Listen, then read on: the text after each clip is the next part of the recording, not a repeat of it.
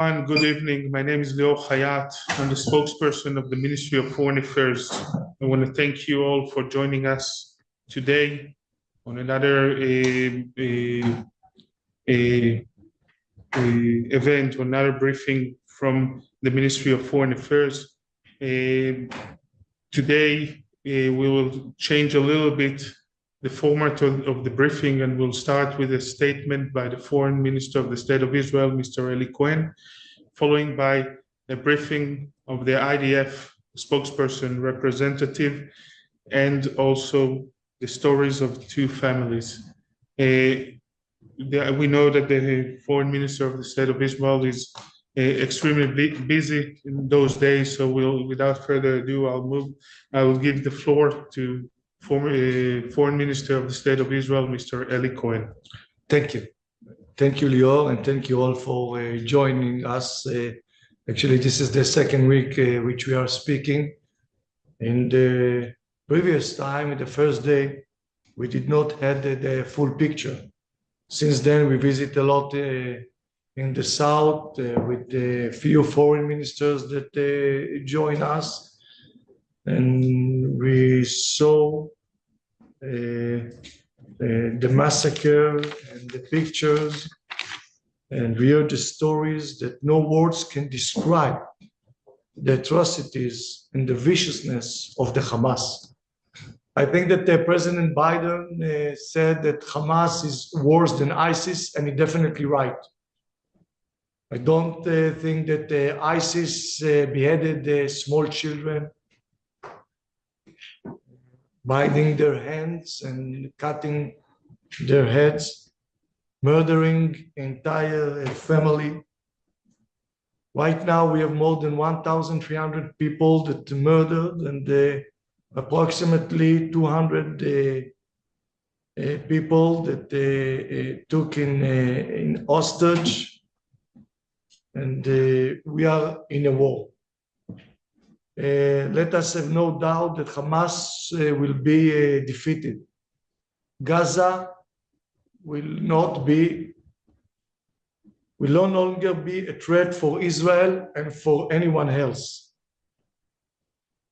We will not agree that the Hamas will have any power in Gaza or in any other place. No human can comprehend the barbarity of torturing babies, murdering pregnant women, and even taking out the baby before he's born, killing Holocaust survivors. We cannot call them inhuman or animals, because even animals don't act like this. The only definitions is monsters. We will overcome, and our late Prime Minister Golda Meir used to say that we have a secret weapon, which is that we don't have any other countries. Therefore, we must win for our homeland, but we are not fighting just for Israel. We are fighting for the entire free world. Terror is exactly like cancer. It's willing to spread. And if we will not stop it here, it will come to Paris, London, New York, and all other places as well.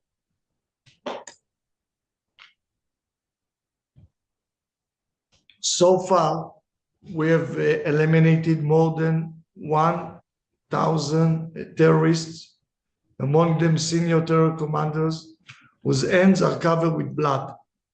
Thousands of targets have been attacked, including terror base, a war machine that built under the reconstruction of Gaza and the humanitarian aid to the people of Gaza. Hamas never cared about the people of Gaza. Hamas, which 83% of its budget is coming from Iran. Islamic Jihad, 100% of its budget coming from Iran. Hezbollah, in the north, more than 50% of its budget is coming for Iran. Their goal is to prevent peace in our area, to work for the escalation in our area, and to expand through terror and murder of innocent people. We saw that they care only to the destruction of Israel. Right now, they even don't care about the people of Gaza. They're using them as a human protection. We call upon the resident of the northern Gaza, leave your home now. Move south for your own safety. We, Israel, respect the international law. We will never target free civilian, children, family, never. This is not our way. But we attack all the places where the Hamas is hiding, in houses, in underground tunnel.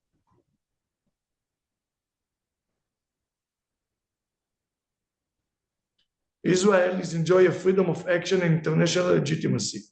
Finally, the world understands who we face, who is the enemy. As Chancellor Scholz said, in this war, there is only one side to support. We did not start this war. They forced us to enter into this war.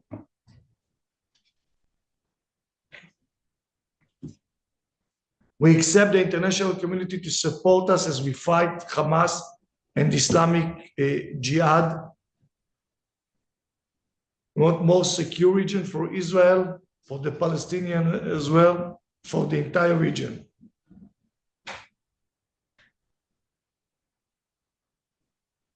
We will respect the guidelines of the international humanitarian law and take the maximum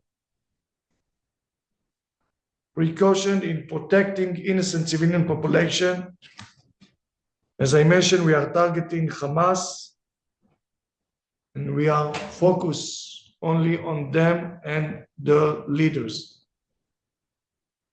Israel's war is just a war. We are acting in a self-defense, eliminating threat and enemy who aims to kill and destroy us. We convey a very clear message to other terror organizations and all the Iranian proxies in our region.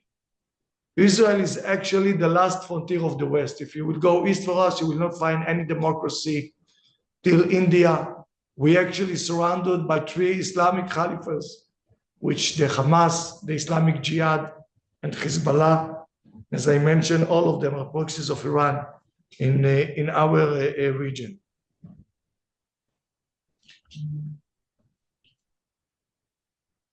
After we attack, I want to clear that Israel will respond with all its power and means. In the foreign ministry, we are working day and night to ensure the international support and the solidarity for Israel will continue. Since this war, it will take time.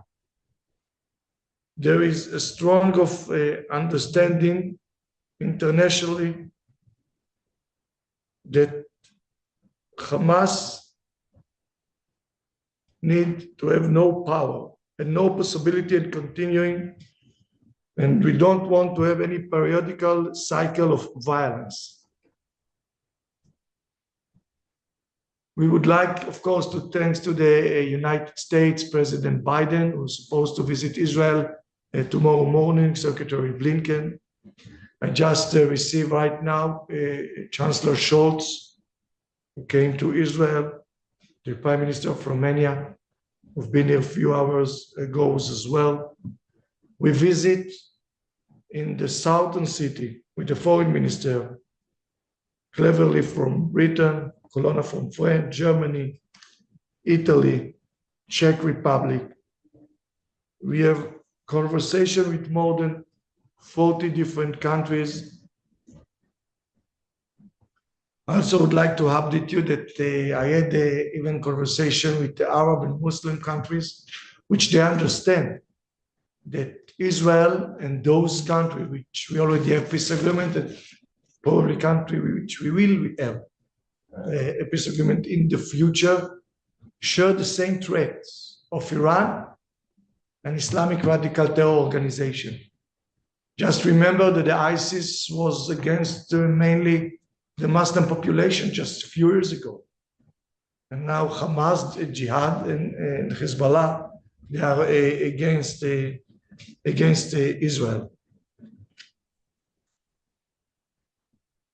We mourn the loss of life, but we also committed to bring back all the hostages, part of them babies, 2 years old, 1 year old, 3 years old, 4 years old, mothers with their 2 children, sisters, entire family that took as a hostage, which is a criminal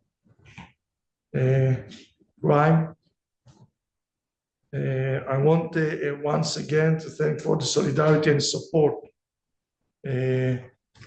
from, I will say that most of the entire free world, and we expect this support to continue over the difficult days ahead. I'm sure that you will see not easy picture from Gaza, but remember, there is only one who is responsible for this, is Hamas, who massacred more than 1,300 of our people, who brought disaster to the Palestinian population in Gaza for the last 18 years, which they are controlling them. So, as I mentioned, we are not fighting for Israel, but we are also fighting for the international community, for the human dignity. I'm sure that most of you saw the pictures, the movies, and what they did. Together, we will prevail. Thank you very much. Thank you for joining. Thank you so much. No, that's it. Okay. Thank you very much, Minister. And as I said, the minister's schedule is very busy. So in a few minutes he will leave. We will continue with the briefing of Lieutenant Colonel Peter Lerner from the IDF spokesperson unit. Peter, the floor is yours. Thank you, Lior. We are now in day 11 of our offensive against Hamas, destroying, degrading, and seeking out the leaders of the terrorist organization that launched the brutal massacre of our people on the Saturday, 7th of October. The IDF is currently engaged on 3 core components, still securing the area surrounding the Gaza area, making sure that the communities are no longer threatened by terrorists that potentially could still be in Israeli territory. The second component would be to rebuild and reconstruct the barrier itself, as it was destroyed in several places, over 20 points of infiltration. And we are currently doing that by increasing and bringing and rebuilding across the frontier. We've positioned many forces at different points of breach as well, and also physical barriers that will prevent easy infiltration, again, by terrorists that potentially could still come from the Gaza Strip. And of course, the potential escape of terrorists that may wish to move back to the Gaza Strip and escape to the Gaza Strip after conducting attacks against our people. The third component of our efforts are indeed focused on striking the terrorist infrastructure, the Hamas terrorist organization that has built its hub, its hub of terrorism in the heart of Hamas, in the heart of the Gaza Strip, in Gaza City. And indeed, we are striking them. We are striking the organization. We are striking its leaders. We are striking its all of its components of its system of terror, which has had built as part of the organization's role of an organization as a government that has become a government of a terrorist organization that empowers and utilizes all the powers of government in order to exert terrorism against our people. Indeed, we are continuing to strike the infrastructure of drones, the explosive-laden drones, in rocket launchers, terror tunnels, the leaders themselves, the terrorists themselves that perpetrated the attacks. And we are continuing to strike the individuals that were involved and the leaders that are behind the management, the recruiting, the equipping, and the funding of the terrorists that can perpetrating the atrocities against our people on the 7th of October. We have recruited some 300,000 reservists. They are on the ready, awaiting a green light for mobilization on the ground, if so instructed by the government. Indeed, the forces are undergoing training and equipping and getting their unit missions for how they are individually supposed to combat and destroy Hamas's capabilities to ever attack Israel again. Beyond the reality on the Gaza Strip, which is an ongoing effort, we have a parallel humanitarian effort, which is twofold. The first component is, of course, evacuating people from the north and sending them down south, asking them to evacuate for their own safety. It is a core component of our humanitarian mission in order to differentiate between non-combatants, the civilian population, and the terrorist organization itself. And that is a part of our responsibility of distinction, of military necessity, and of course, proportionality in the battlefield. We are continuing together with our colleagues in the Defense Ministry, the coordination of government activities in the territories to communicate and engage with the international humanitarian organizations that are operating on the ground. We are constantly in touch with them, and we know that there are supplies in the south that exist in order to facilitate the needs of the population that has evacuated to the south of Gaza. We are currently in a state of a concern for the humanitarian situation, but from our understanding, it can be met. Of course, the huge influx of people coming from the north and going to the south is a strain on the system there, and it needs to be dealt with. From our perspective, we are very focused on the terrorist activities and destroying the terrorist capabilities in the Gaza Strip so that they can never ever attack our people again. I would add that while the situation in the Gaza Strip is extremely volatile and hostile, that we've seen an increase in activities by Hezbollah on the northern border. Today, even more anti-tank missiles fired, guided missiles fired at our forces. There are casualties, and we are seeing a trend of escalation over the last few days on that front. We have forces pre-prepared amongst the reservists that have been recruited also to the northern front, the frontier with Lebanon, and that goes to say that Lebanon, the sovereign state of Lebanon, are responsible for all terrorism originating from within its territory. And our role is to continue to strike back when Hezbollah decides to attack us and exert a serious price from those that conduct the attacks against us. I would add that from our understanding, it is Iran that is interested in escalating the situation in order to challenge Israel, challenge the IDF and our activities in the south. And that is why they are using the Hezbollah terrorist organization to do so. I would warn Hezbollah to look very carefully. I would also warn the leaders of Lebanon to look very carefully how we are dismantling Hamas in the Gaza Strip, leader by leader, terrorist by terrorist, and indeed infrastructure by infrastructure. We will exert a serious price if they continue to threaten and attack Israel. Nevertheless, we are prepared to fight, if needs be, on two fronts. We have the ability to do so. We can do it on more fronts as well. And I suggest that Lebanon take control and prevent Hezbollah from continuing their attacks against our people.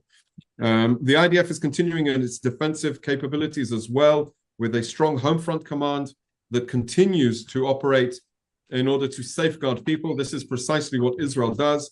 On the border with Lebanon, we have instructed yesterday the evacuation of 28 communities across the border in a radius of or a distance from 2 kilometers from the border fence itself. We have asked the people and are evacuating all of the people from that area to keep people out of harm's way.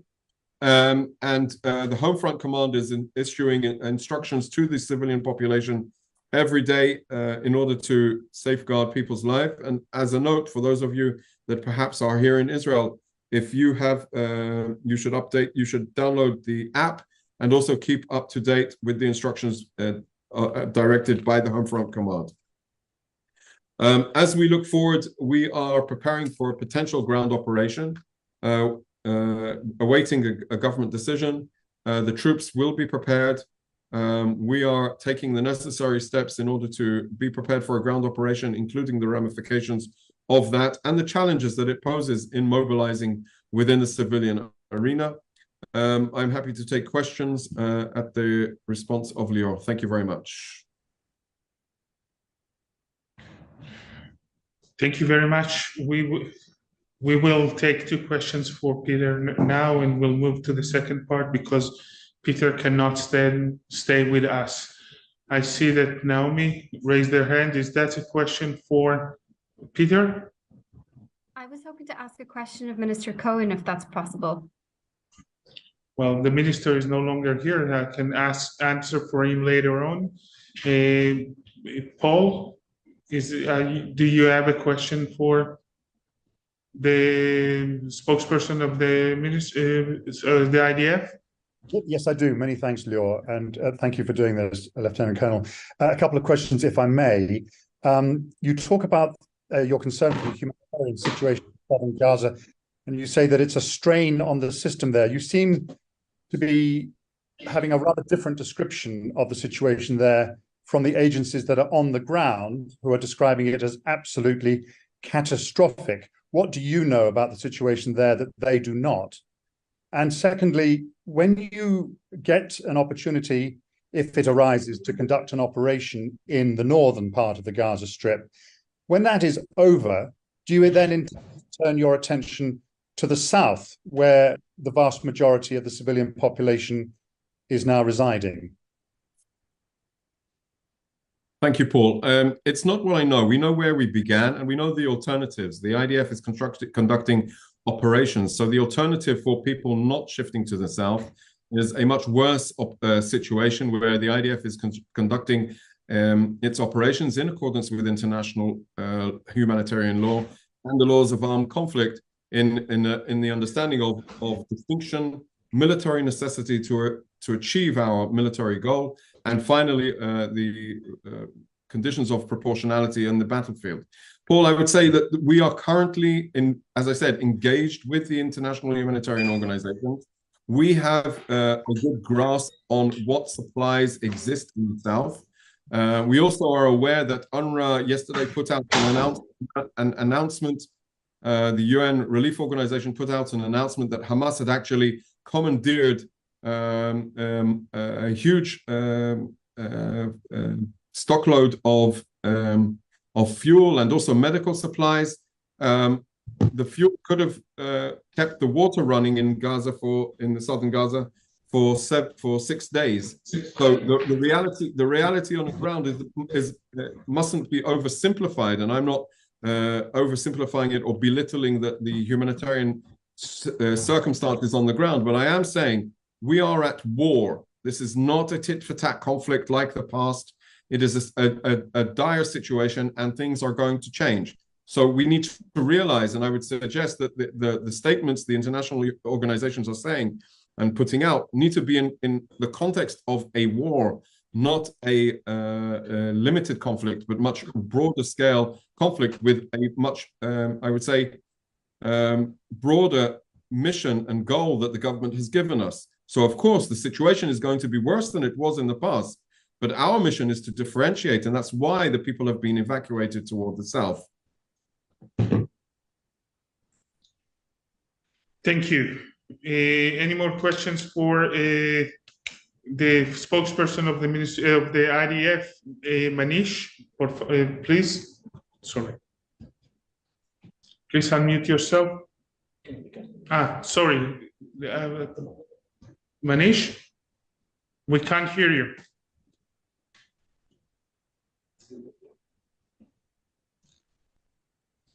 Can you please try to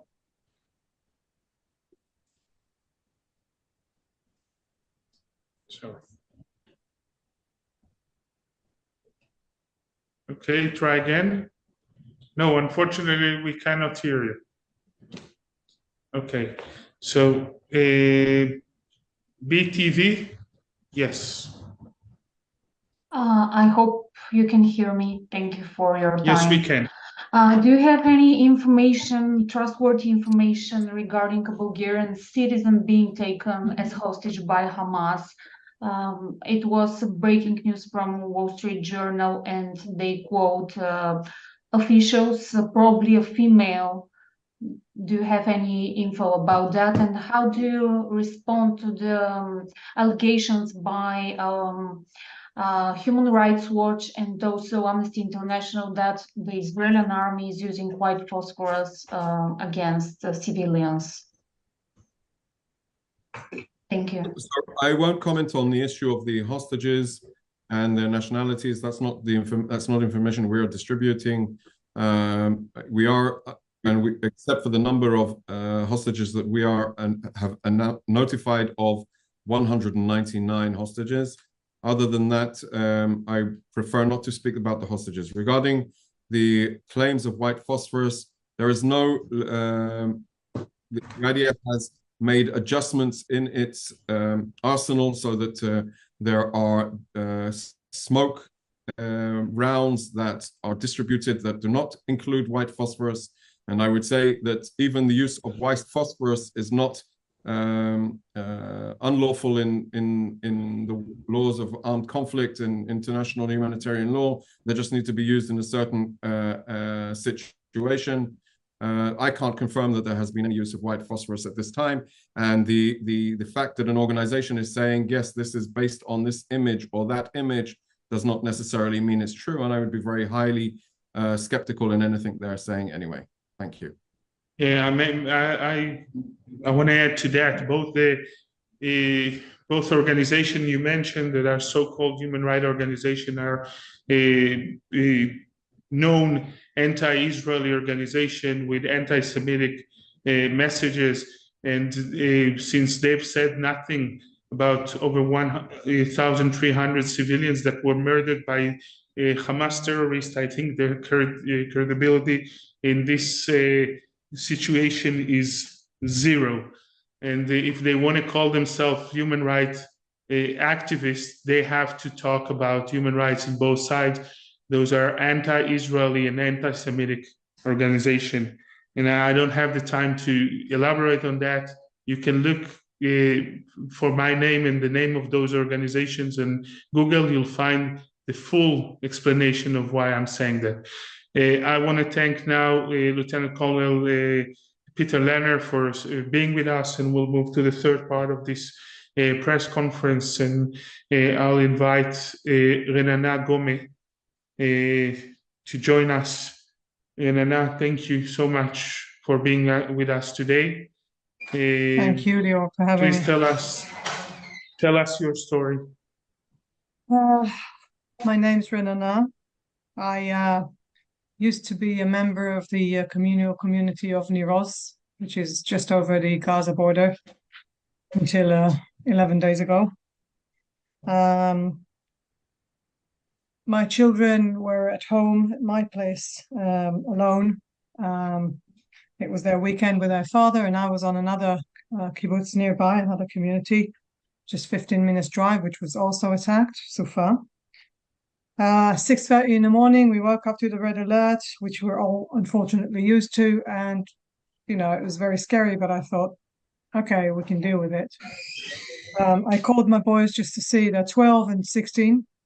I called them to see that they were in the safe room. One of them, it's his bedroom, so it was obviously there, but the other one was taken from his bed by his older brother, so he would be in the safe room. Time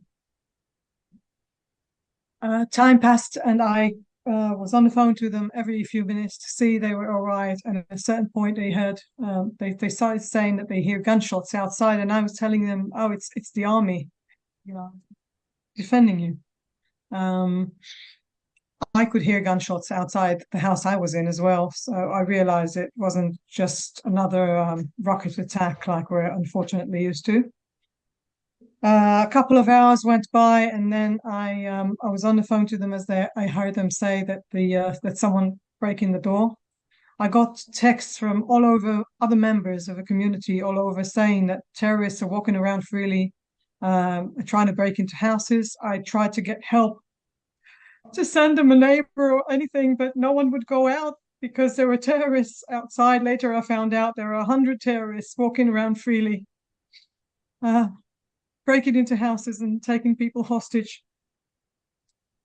Around 9 o'clock, I could hear the door break. They were saying they were on the phone to me, and they said the door breaks. They could hear someone walking in. And I could hear people speaking in Arabic, and a few minutes later, the door to the safe room was unlocked, even though my eldest, my 16, held it very hard. I was told later that the handle of the door outside was broken. That's just to demonstrate how hard he was holding it. But there was no lock to those rooms, because safe rooms are supposed to be safe from rockets and missiles, not from terrorists walking in and taking you. They were taking in, and the door was broken, and I could hear my youngest, who was on the phone with me with his phone, saying, "Don't take me, I'm too young." And that was the last I've heard of him. Since Saturday, October 7th, I heard nothing. I know nothing of their whereabouts. I heard nothing of how they are, what they're doing, how they're held. Just no information whatsoever. And my message is to the world: we need the world to enlist to their release, their immediate release. Children, women, and elderly people were taken from my community, which is only 400 people. 80 people were taken hostage from the age of 6 months to the age of 86. People who needs medicine, people who needs taken care of. I don't see the point of holding hostages in that manner. I can't see how this could work. I'm sorry, I'm a bit emotional. I live in a community that believes in freedom, equality, and humanity. I always tell my children that the children of Gaza live a much worse life than they do. That we have running water, we have electricity, we have education. You know, we're human. And I always sympathize with the other side, because I believe that even when I see ads of Israel saying that they killed 14-year-old terrorists, it breaks my heart, because it's someone's child. Obviously, the other side doesn't see it that way. And if I thought until a week or so ago that I had neighbors that I could make peace with, I'm sorry, but I don't believe it anymore. This is inhumane. I'm sorry. You can't keep children, babies, women, and elderly people hostage. I want you to enlist to the effort to set them free now. And I'm sorry, but it seems like it gets off the agenda. Softly, but slowly, but no, this has to be the first thing on the agenda of the Israeli government and of foreign governments. And this is why I'm here. I'm here to ask you to help me do that. I think children on both sides are not supposed to be part of the war game. Children are not play cards. Bring them home now. Thank you, Renana, so much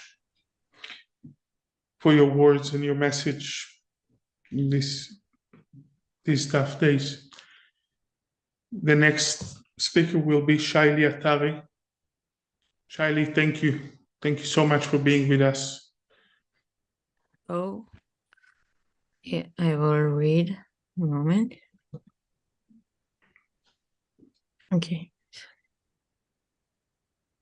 My name is Shaili Atari. My husband's name was Yavina, and he was murdered this week in Kibbutz Kfar Aza when he sacrificed his life for me and for our 1-month-old daughter, Shaya. But her name is a combination of our both names, Shaili Shah, Yav. Yav was a talented filmmaker and a dreamer. But the thing he really wanted in his life more than anything was to be a father. We were together for 10.5 years, and we waited for this baby for a long time. She was a miracle to us. It was early morning.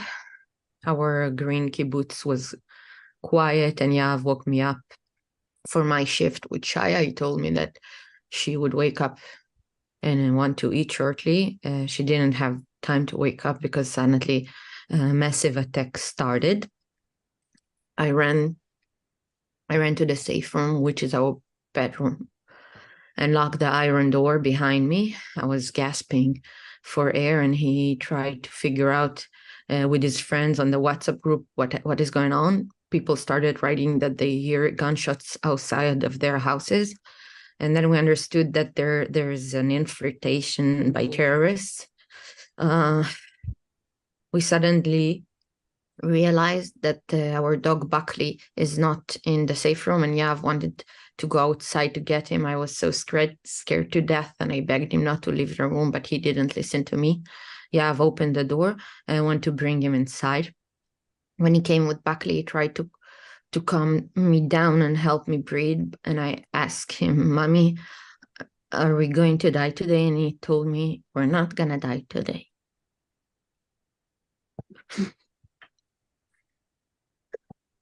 Not long after, I remember voicing outside of the bedroom window as terrorists shout Ta'al, Ta'al, which I understand after it's come on.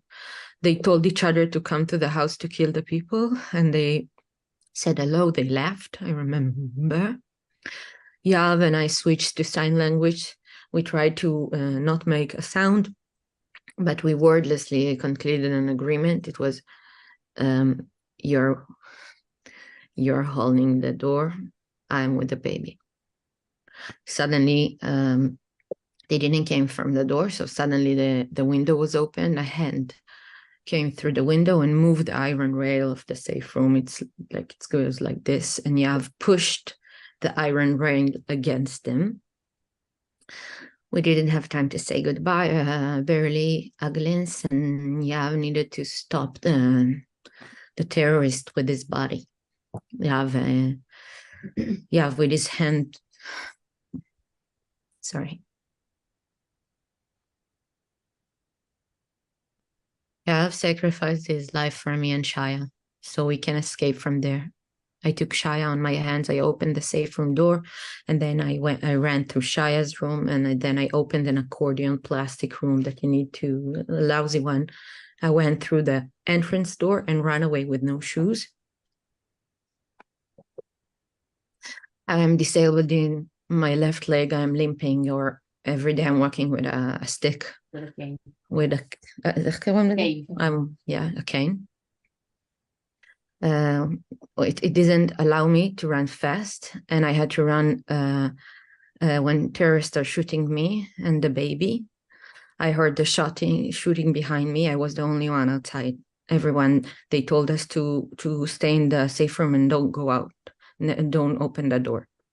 I heard the shooting on the wall and on the houses around me, and I tried to hide behind trees and kept inside. I was hiding inside bushes because I was not running fast. I had to take cover. Mm-hmm.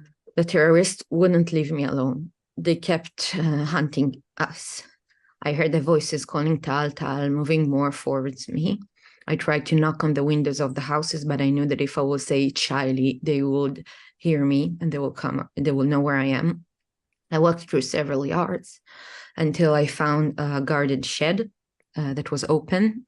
The voices of the terrorists got louder, and I got in. I was looking for something sharp. I found a screwdriver and a sharp chisel, and put them inside my pajama pockets. Me and the baby, Shaya, hid behind a washing machine. I took everything I could from inside. I put pots on me and a sandbag of the garden and seeds bags on. We were underneath it, and all this time when I was running and put things on me, Shaya was sleeping. I have no idea how, but she was sleeping. I think it's because Yav taught me to put the pinky finger inside of her mouse if I don't have a pacifier. But little by little, Shaya started waking up hungry, like Yav said, and she started to cry. And one moment, I understand that I heard the sound of the terrorists becoming louder, and I knew that they are now knowing where I was. I realized I have no choice. I have to leave the shed, but the problem is, in order to escape, I had to go through a large lawn, so I can be looked from all of the surrounding houses that I afterwards understand that most of them are dead. Most of our family in the lawn are dead. I realized that there was a reasonable chance that they will succeed in the shooting at us because they can see me and we will die. But then I saw an entrance of a laundry room, and the door was open on the other side of the lawn. So I ran there as fast as I could while I heard the gunshots behind me, and I told myself, Shiley, don't look back no matter what, don't look back. When I arrived to the open laundry room, a couple of angels named Zoli and Liron called me through the blinds of the window to enter the house. When I entered, the three little children, Inbar, Zohar, and Daniel, cried when they saw a shadow of a large figure like me entering with a hammer. I cried and I told them that I'm so sorry for them letting me in. I said I didn't know where to go. Liron told me, the mother, you did exactly what you should have done. And I was crying, but she was so like a mother or something. But only later I realized that in those moments that Liron was comforting me, she already has received a message from her sister children who told their mommy and daddy are dead, and that they didn't know where their 4-year-old sister Abigail was, a 4-year-old girl who is currently kidnapped in Gaza, along with other mother who also lost her husband like me. And little Abigail was kidnapped along with that mother and 3 of her children. So they think she's probably one of her children. I felt terrible when I entered that house. I already understood that Shaya is like a magnet to the terrorists. Throughout the whole 27 hours that we were besieged in that safe room without food, without water, every time Shaya cried, they shot at us even more. I had to help her not to cry, but the baby was so hungry and she screamed. And I told the family that protecting me so many times that I'm sorry, because they risked their 3 children for me. And every time she screamed Shaya, the shots increased, and every time she didn't, and she was quiet or asleep, it decreased. So it felt like the terrorists are having a competition who would kill the baby.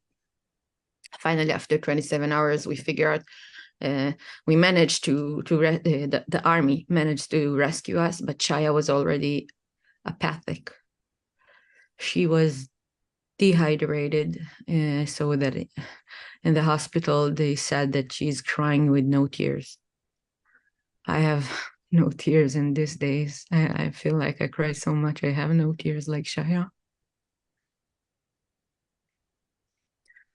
Shaya inhaled so much smoke from the burning house next to us that she had to give oxygen in the hospital for 91 hours oxygen, and 29. The one who found the body of my husband, Yav, is my neighbor, Nira. She said Yav did not suffer much. He was shot in the head, and his dreamy blue eyes were still looking at the horizon. She told me that he was so naive that when he ran out after stalling them at the window, he even tried to close the crappy plastic accordion door to block them and to block the accordion door with a trolley. I asked myself how optimistic he was that he actually thought that that accordion door would stop 70 terrorists that were in our house. Inside our home, there were 70 terrorists. But what I could actually understand from Nira is that Yav didn't save us once, he saved us twice. He could have run out of the door because I left the door open, but then he would know he would attract the murderers to us. So he decided to close even that door. And he loved it so much, and he loved us so much, he sacrificed his life for us, not one, twice. And how absurd is that he died near to Shaya's trolley. Our family is broken. It burns inside the soul. I have no energy to talk almost. They slaughtered our kibbutz. They like a flock of sheep, indiscriminately murdered families with children while begging them for mercy. My friend begged them for mercy. Yav's father, Ofer, who now has to bury his son, found out later that his niece, Hadar, Yav's cousin, was also murdered along with her husband and their baby twins. They were a few months old. They left there starving without food and water and with no father and mother anymore. I don't have enough sorrow in my heart to contain all of this. I don't know how I will live without Yav, but I try to tell myself the horrible cliche that with your death you command me life. I try to look at Shaya and remember what we agreed in the safe room, that you're blocking the door and I am with the baby. But I miss him so much. I try to take solace in the fact that at least they didn't manage to burn Shaya like they did to other babies. At least they didn't open my stomach like they did to that pregnant woman when they took her fetus. At least my dog Buckley eventually got rescued, and like not like other dogs that they were shot for fun, for peanuts.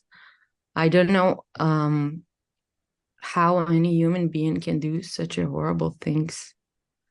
I don't think they're human, those terrorists. It's cruelty that it's hard for me to grasp. It was a massacre. It's important to understand that it's not a war yet. It was a massacre, like you see in the Holocaust films. When I was in the shed, I told myself, Shali, what will they do in a Holocaust film? This is what I told myself, because me and Yav are filmmakers.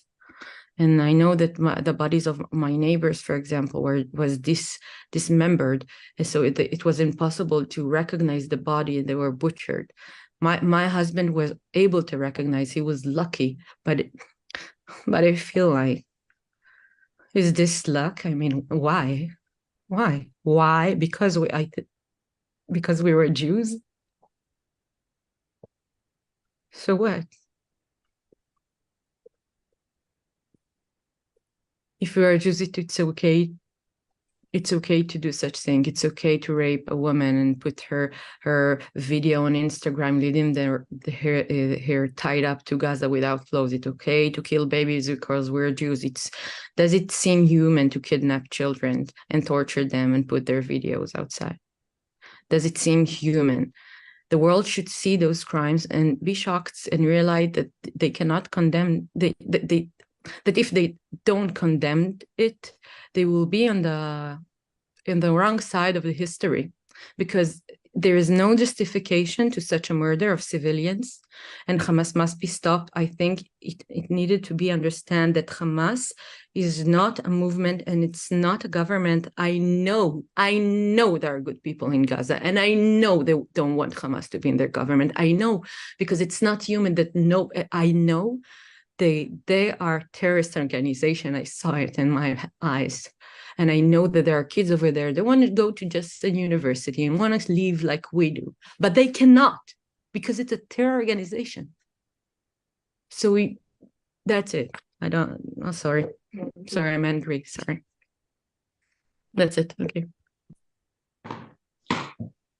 Charlie, thank you. I know how hard it is. And my heart goes out to you and Renana.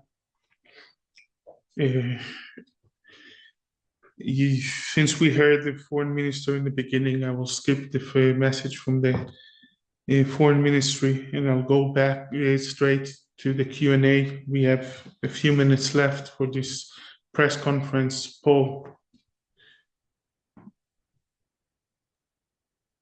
Renana, Shaili,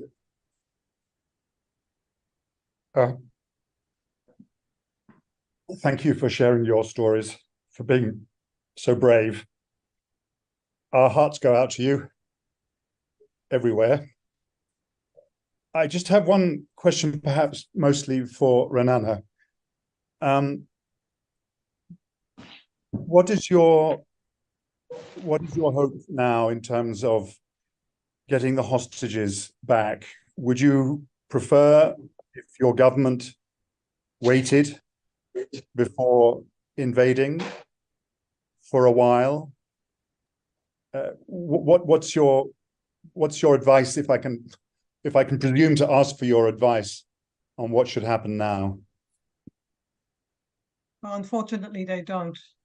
And since there's not even a woman at sight in our government, I'm sorry to say that the motherly voice is not heard there. As far as I'm concerned, they can release all prisoners. They can do anything. They owe me to bring my children back home. They owe us as a community to bring all people that were taken hostage back home. This is civilians just living their lives. You know, the contract with our, as far as I'm concerned, with the government is that we're there to defend the border, and they're supposed to defend us. And as this contract was broken brutally, all I think is that they owe us to bring them back, and not even an hour should pass by now that my children should stay in Gaza. I don't think children should be, as I said, play cards in this war game, and on both sides again.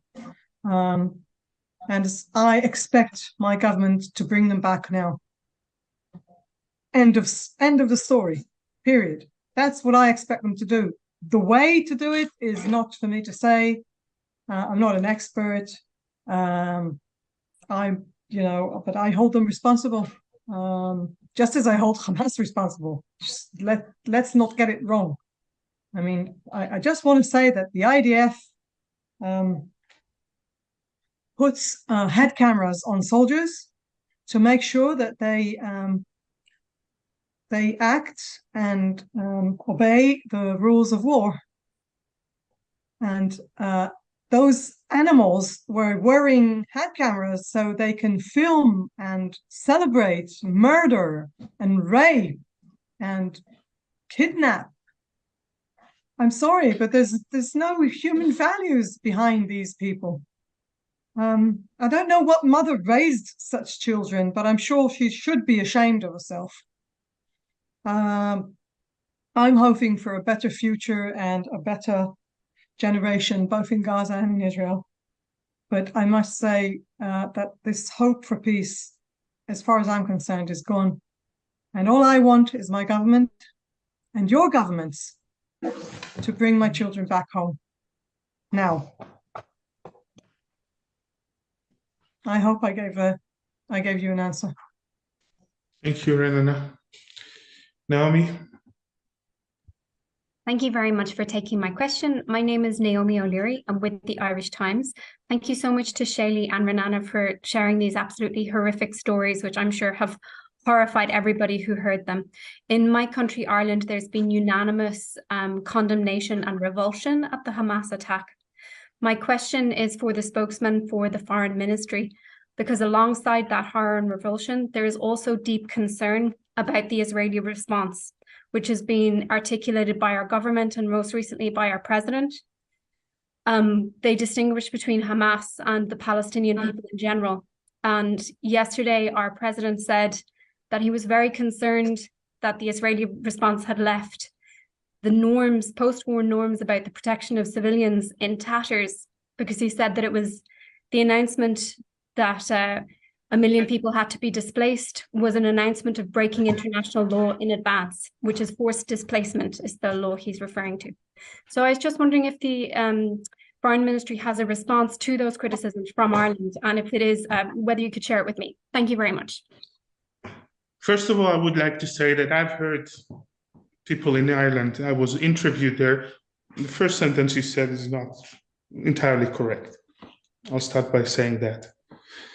The second thing is the responsibility for the lives of the people in Gaza lays on Hamas.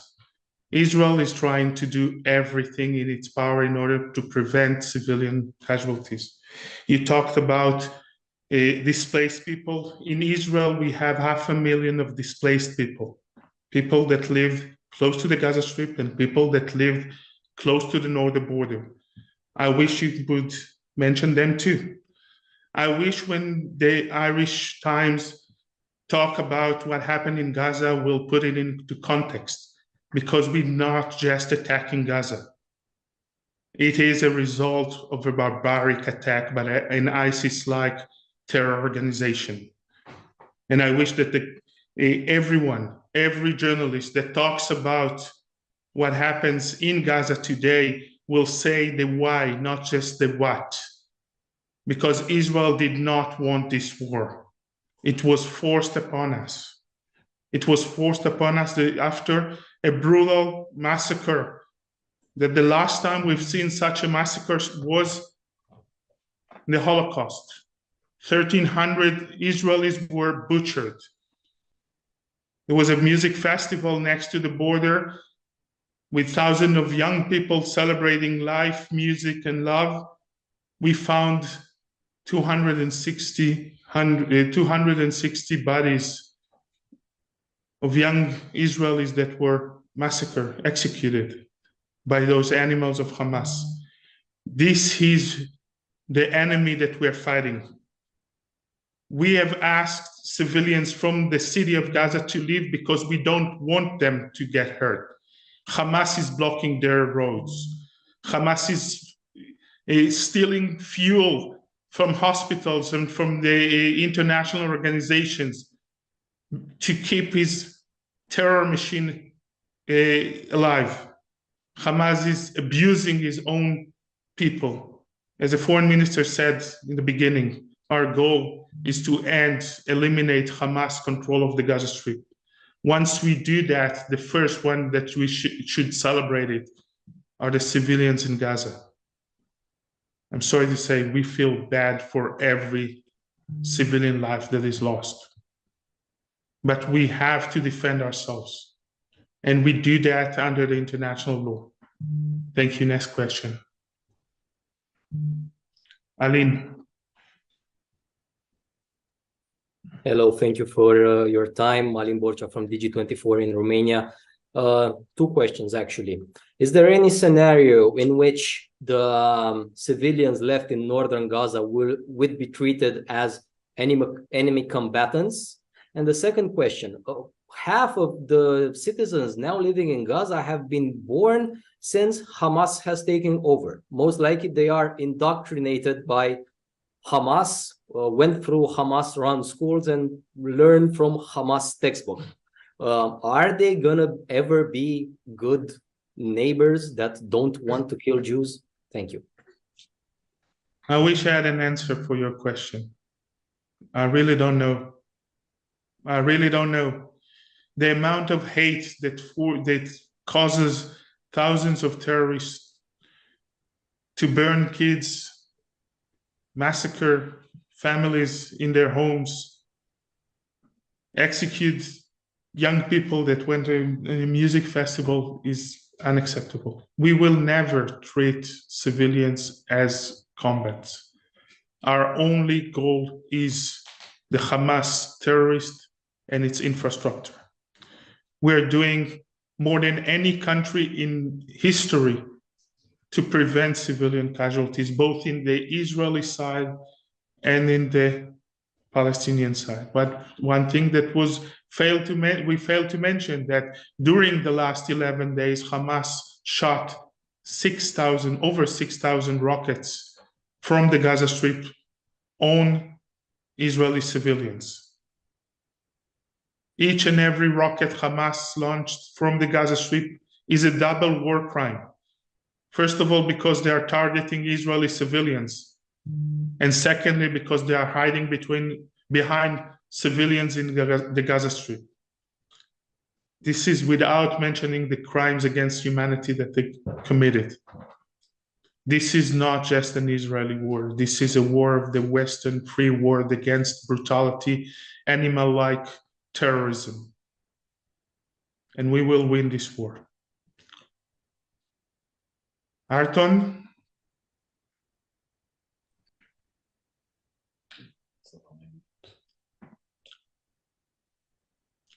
Hi, can you hear me? Yes, we can hear you. Hello. Hi, thank you for taking my question. My name is Ayrton Luera from Channel 5 in Peru.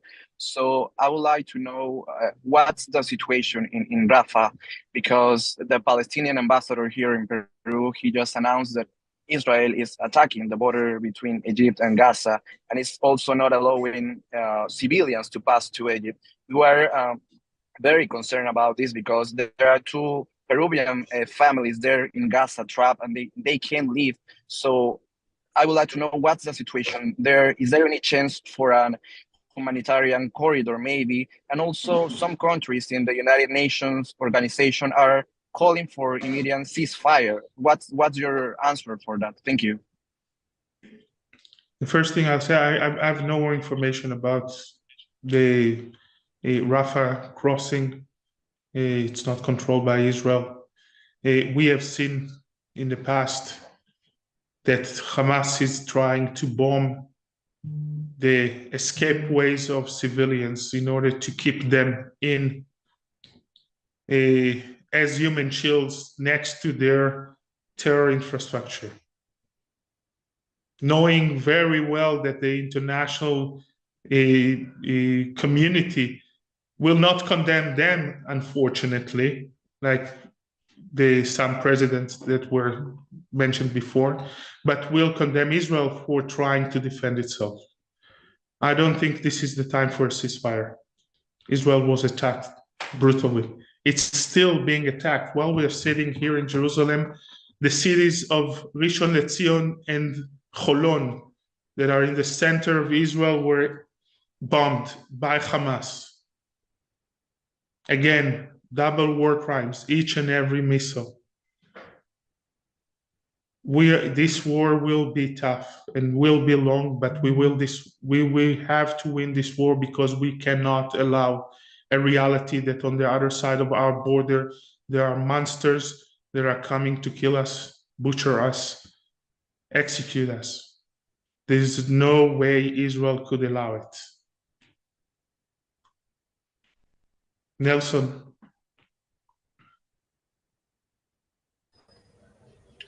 Thank you very much, sir, for taking my question. My name is Nelson Mandela Mohozam from the New Vision in Uganda. My question is, I wanted to get it clear how many hostages that have been rescued, and those that, basically the number on how many hostages have been rescued. There were no hostages that have been rescued yet. There are over 200 hostages that are held by those monsters, by the terrorists of Hamas. This is a crime against humanity. It goes against every law of war. They must be released. Israel will do anything in our power in order to do that. Thank you all for joining us this evening. Thank you, Enana and Shaili. As I said before, my heart goes out to you. I really appreciate the time your time in these difficult and sad days, that you're sharing your stories with the world. The world must hear the real thing, what happened there. Because we already see Hamas is trying with its propaganda to lie even about that. I will ask the journalists that are here with us, please don't forget the context. Don't forget what happened in Nir Oz, Nir Am, in Sufa, in all those communities, the border between Israel and the Gaza Strip. People that were butchered in their own homes, that were burnt alive, that were beheaded.